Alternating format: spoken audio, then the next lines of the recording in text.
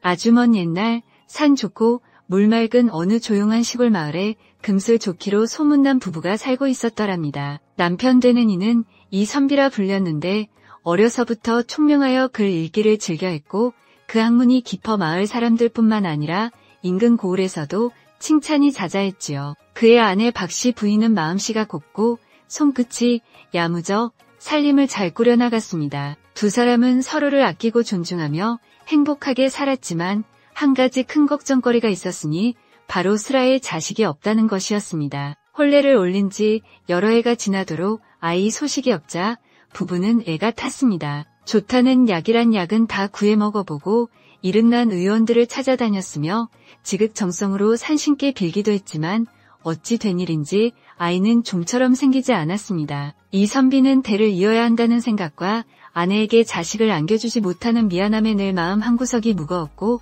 박씨 부인 역시 집안의 대를 잇지 못한다는 죄책감과 어머니가 되고 싶은 간절한 소망 사이에서 남몰래 눈물 짓는 날이 많았습니다. 그럼에도 부부는 서로를 위로하며 언젠가는 귀한 자식이 찾아와 줄 것이라는 희망을 놓지 않았습니다. 그러던 어느 해 나라에서 큰 과거 시험이 열렸습니다. 이선비는 가문의 명예를 높이고 자신의 포부를 펼치기 위해 밤낮으로 학문에 매진했습니다. 박씨 부인은 그런 남편을 위해 정성껏 식사를 준비하고 옷을 다려입히며 묵묵히 뒷바라지를 했습니다. 마침내 시험날이 다가왔고 이선비는 아내의 배웅을 받으며 한양으로 길을 떠났습니다. 며칠 후 마을에 반가운 소식이 전해졌습니다. 이선비가 뛰어난 실력으로 장원급제를 하여 높은 벼슬을 제수받게 되었다는 것입니다. 마을 사람들은 모두 자기 일처럼 기뻐하며 이선비 집으로 몰려와 박씨 부인에게 축하 인사를 건넸습니다. 박씨 부인은 기쁨의 눈물을 흘리며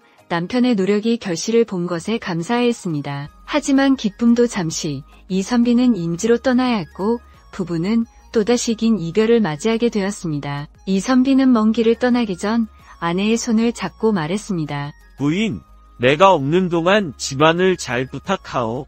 몸 건강히 잘 지내고 너무 외로워하지 마시오.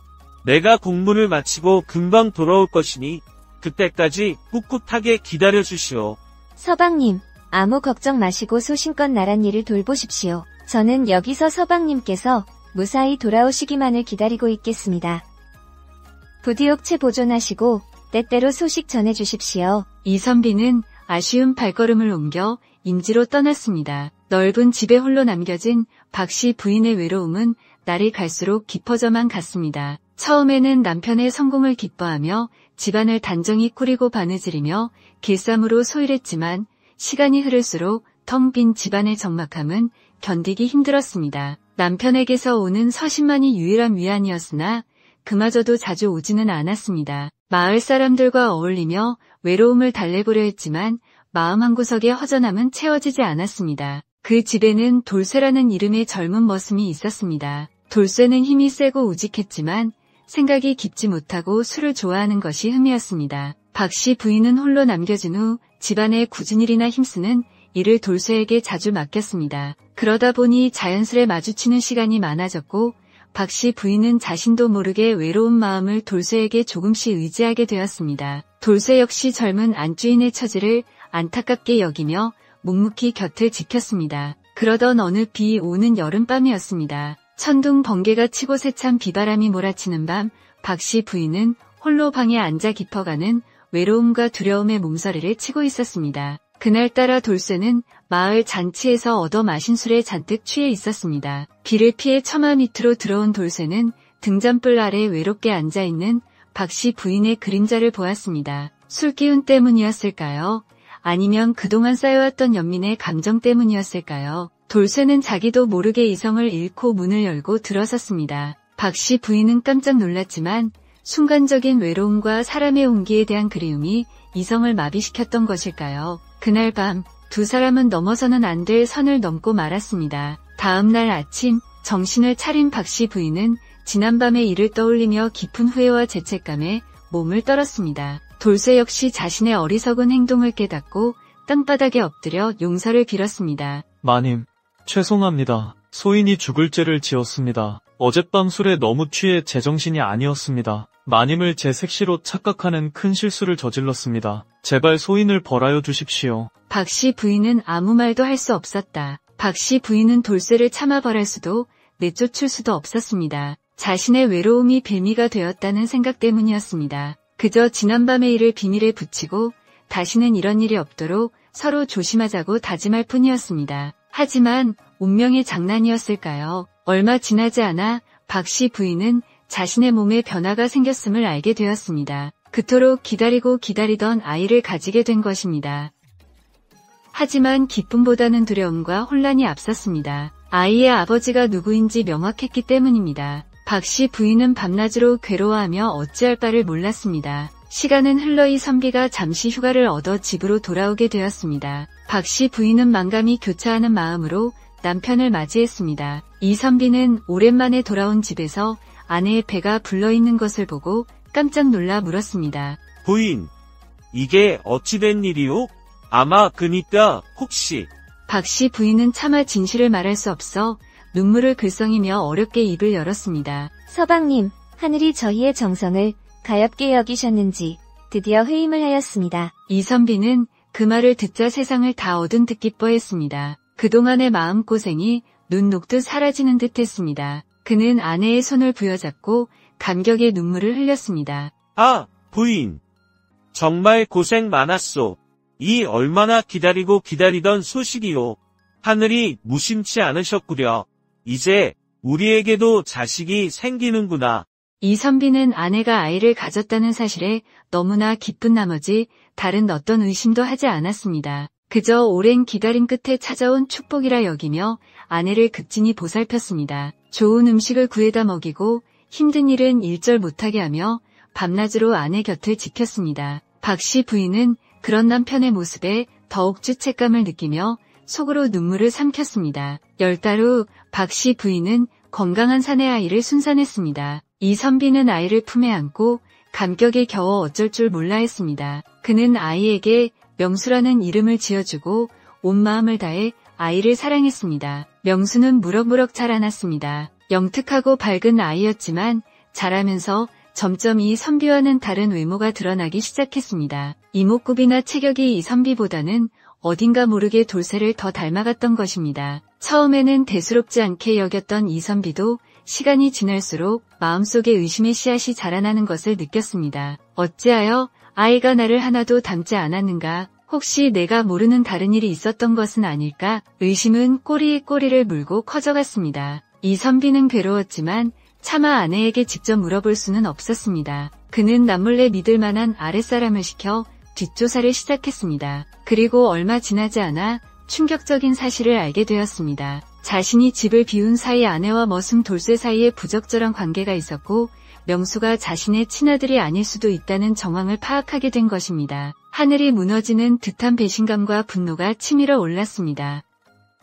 그토록 믿었던 아내와 그토록 사랑했던 아들에 대한 배신감은 이루 말할 수 없었습니다. 이선비는 며칠 밤낮을 괴로움 속에서 지새웠습니다. 모든 것을 덮어버리고 싶었지만 진실을 외면할 수는 없었습니다. 마침내 그는 결심을 하고 어느 날 저녁 박씨 부인과 돌쇠를 조용히 불러들였습니다. 방 안에는 무거운 침묵이 흘렀습니다. 박씨 부인과 돌쇠는 이선비의 싸늘한 표정에 이미 모든 것을 예감한 듯 얼굴이 하얗게 질려 있었습니다. 이선비는 차분하지만 단호한 목소리로 입을 열었습니다. 묻고 싶은 것이 있어.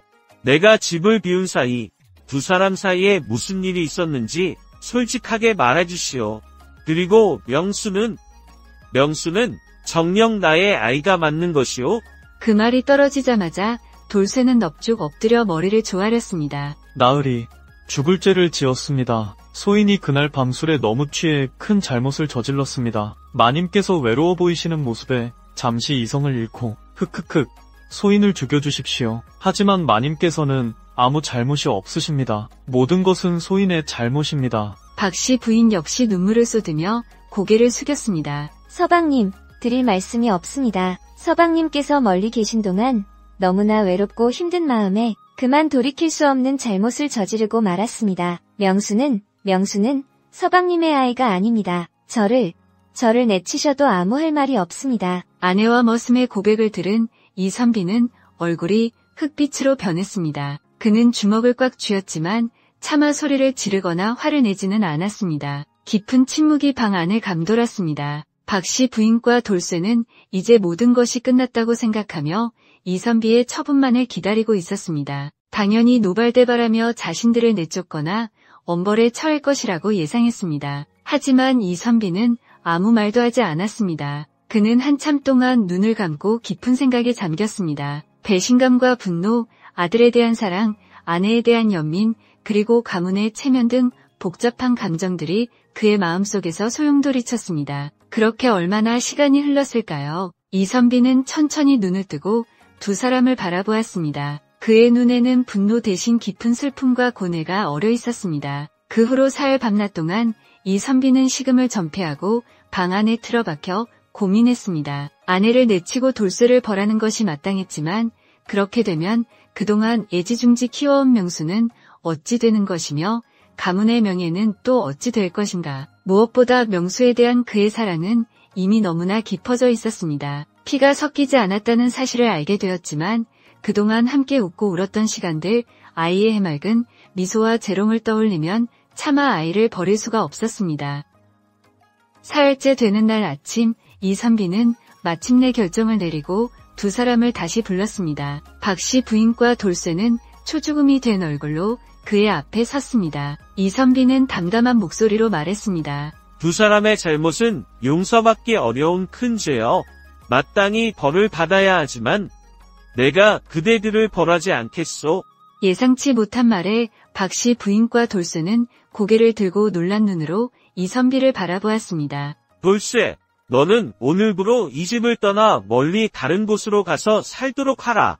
다시는 내 눈앞에 나타나지 말거라. 이것이 내가 너에게 내리는 벌이다. 나으리, 은혜를 베풀어 주셔서 감사합니다. 평생 나으리의 은혜를 잊지 않겠습니다. 돌쇠는 눈물을 흘리며 절을 하고 조용히 물러갔습니다. 이제 방 안에는 이선비와 박씨 부인 단둘만이 남았습니다. 박씨 부인은 고개를 들지 못했습니다. 부인, 난 할 말 있어. 예, 서방님. 나는 명수를 내 아들로 받아들이겠소. 비록 내 피를 이어받지는 않았지만 그동안 내가 키우며 정이 들었고 저 아이는 아무런 죄가 없소. 앞으로도 명수는 이 집의 아들로 나의 아들로 키울 것이오. 박씨 부인은 남편의 넓은 아량에 감격하여 하염없이 눈물을 흘렸습니다. 그녀는 자신이 얼마나 큰 잘못을 저질렀는지 그리고 남편이 얼마나 큰 고통 속에서 자신과 아이를 용서했는지를 깨달았습니다. 하지만 부인, 그대의 잘못이 사라지는 것은 아니오. 그대는 평생 그 죄책감을 안고 살아가야 할 것이오. 그것이 그대가 받아야 할 벌이오. 명수에게는 이 사실을 절대로 알리지 마시오. 아이에게 상처를 줄 수는 없소. 네, 서방님, 명심하겠습니다. 평생 숙죄하는 마음으로 살겠습니다. 그 후로 이선비는 명수를 친아들처럼 아니 그 이상으로 아끼고 사랑하며 훌륭하게 키워냈습니다. 명수는 아버지가 자신을 얼마나 사랑하는지 알았기에 효심 깊은 아들로 자라났습니다. 박씨 부인은 남편의 깊은 뜻을 헤아려 조용히 집안을 돌보며 명수를 키웠습니다. 겉으로는 평온해 보였지만 그녀의 마음속에는 평생 지울 수 없는 죄책감이 자리 잡고 있었습니다. 남편의 얼굴을 볼 때마다, 사랑스러운 아들 명수를 볼 때마다 그녀는 자신의 과오를 떠올리며 남몰래 가슴을 쳐야 했습니다. 그것은 그 어떤 형벌보다도 더 무거운 벌이었습니다. 이선비는 아내의 고통을 모르는 척했지만 때로는 연민의 눈길로 아내를 바라보곤 했습니다. 그는 비록 아내에게 배신을 당했지만 그녀의 외로움을 이해하려 노력했고 무엇보다 자식으로 받아들인 명수에 대한 사랑으로 모든 것을 감내했습니다. 남편의 얼굴을 볼 때마다, 사랑스러운 아들 명수를 볼 때마다 그녀는 자신의 과오를 떠올리며 남몰래 가슴을 쳐야 했습니다. 그것은 그 어떤 형벌보다도 더 무거운 벌이었습니다. 이선비는 아내의 고통을 모르는 척했지만 때로는 연민의 눈길로 아내를 바라보곤 했습니다. 그는 비록 아내에게 배신을 당했지만 그녀의 외로움을 이해하려 노력했고 무엇보다 자식으로 받아들인 명수에 대한 사랑으로 모든 것을 감내했습니다. 세월이 흘러 이선비는 백발이 성성한 노인이 되었고 명수는 훌륭한 청년으로 성장하여 가문을 빛냈습니다. 박씨 부인은 평생을 죄책감 속에서 살다가 조용히 눈을 감았습니다. 사람들은 이 선비의 너그러움과 깊은 사랑을 칭송했고 박씨 부인의 평생에 걸친 속죄는 불륜에 대한 가장 혹독한 형벌로 여겨졌다고 합니다. 그리고 이 선비는 명수를 끝까지 친아들처럼 사랑하며 여생을 보냈다고 전해집니다.